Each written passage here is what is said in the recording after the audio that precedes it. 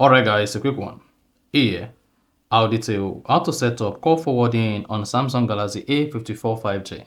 So if at the end of this you found this offer informative, please don't forget to like and then subscribe. Now the first thing to do is go ahead and open the phone app. Click on the three dots at the top right.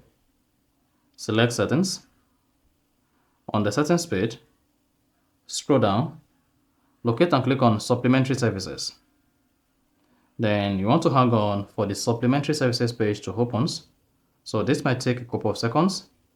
And once the supplementary page opens, you will be able to set up call forwarding on your Galaxy A54.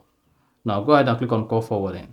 That is on your first SIM or second SIM. So just go ahead and click on call forwarding on the SIM where you want to set up call forwarding. And also hang on for a couple of seconds for this to load.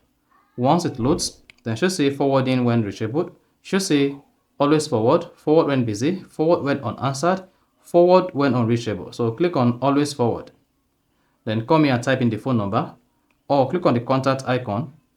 Then select contact from the pop, and then come here and search the phone number you want to forward your calls to.